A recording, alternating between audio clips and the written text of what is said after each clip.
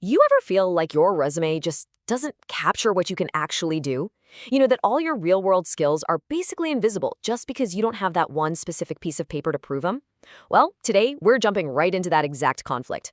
It's this constant battle between what you can do, your proven hands-on ability, and the formal credentials that, let's be honest, so often act as the gatekeepers. Listen to this quote from a young person in a recent study. "Just give me a day to show you. In my opinion, that is the best CV." Wow, that just perfectly captures the frustration, doesn't it? It's a plea to be judged on what you can do, not just on a document. It really puts a human face on a problem that affects millions of us, trying to build a career. All right, let's really get into it. So, how did we even get here? How did the piece of paper become more important than the actual person? We're going to start right at the root of the problem. And it's something I think anyone who's ever written a resume can totally relate to. Okay, so there's a name for this whole thing. It's called credentialism. And it's basically the tendency for employers to just rely on formal qualifications, like a college degree, to figure out if someone can do a job. It's kind of a shortcut, right? It just assumes that a degree automatically equals competence. And you know what? This is not a new problem. Not at all. We're talking way back in the 1970s. Critics like Ivan Illich were already calling this out. He basically argued that we've all been schooled, his word, to confuse the symbols of learning, the diplomas and the grades, with actual, real competence. And all of this leads to this really frustrating cycle that economists call credential inflation. Think about it. More and more people get degrees. So the value of any one degree starts to go down. And what happens next? Employers start requiring even higher credentials for the exact same jobs. It's like you're in a race where the finish line just keeps getting moved further and further away. But we all know that some of the best, most valuable learning happens way outside of a classroom, right? And that brings us to the other side of this coin, the idea that real-world, hands-on experience has this huge, often untapped value. And again, this is an idea that's been around for a long time. We're going back to the 1960s here. Experts were already pointing to what they called a world educational crisis. They were arguing that traditional schools just weren't keeping up with what society and the job market actually needed. So this really breaks down into two different worlds of learning. And this is based on what people in the study actually said. On one hand, you've got your traditional classroom learning, memorizing theory, getting academic credits, preparing for a test. But on the other hand, you have experiential learning, actually practicing a skill, solving real problems, and getting ready for a job. And guess which one people consistently said was more valuable? Yeah, it was the hands-on experience.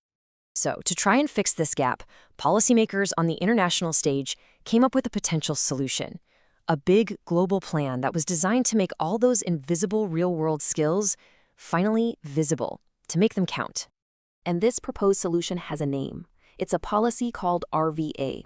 That stands for Recognition, Validation, and Accreditation. The whole goal was to create an official way to recognize all the skills and knowledge that people get from, their jobs, volunteering, just life experience, not just stuff you learn in a classroom. What was interesting is that different groups came at this from totally different angles. You had economic groups like the OECD, and for them, RVA was all about efficiency, filling labor shortages, boosting productivity.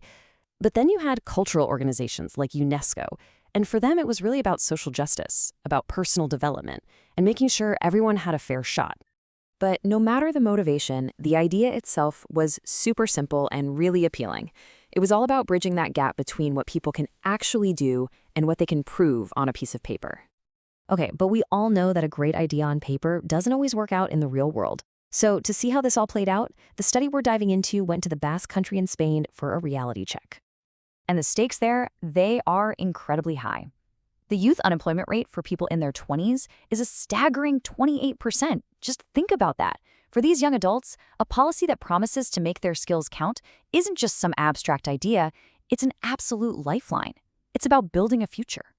So you'd think a policy like RVA would be a game changer there, right? Well, listen to what one young person on the ground said. "Nowadays, you need a degree to work. You need to have everything recognized." It shows that old mindset, it's still completely dominant. The pressure to get that formal degree is as strong as it ever was. And this next quote just hits the nail on the head. One person said their boss told them the only thing she cares about is that they have a degree. They even have a word for it in Spanish, titulitis. It's like an obsession with the title, the paper. It's not about what you know, it's just about the credential. So, why didn't this policy work the way it was supposed to? Well, the research points to this really fundamental disconnect. RVA was a top-down policy. What that means is it was created by experts, probably in some conference room somewhere, for a group of people who had, well, never even heard of it. I mean, here's the proof, right here in this quote. I have never heard about RVA systems before. That says everything, doesn't it? It's pretty simple. You can't use a solution if you don't even know it exists. It was a massive communication breakdown. And this brings us to what might be the most important question of all. We have to ask, even if people did know about RVA, is it even the right solution to the problem in the first place? So you end up with this huge conflict between the policy and the reality. The goal of the policy was to make skills visible, to value experience. But in the real world, the pressure was still on to get that piece of paper. Employers were still asking for the same old credential first. And that leads us to a really uncomfortable question.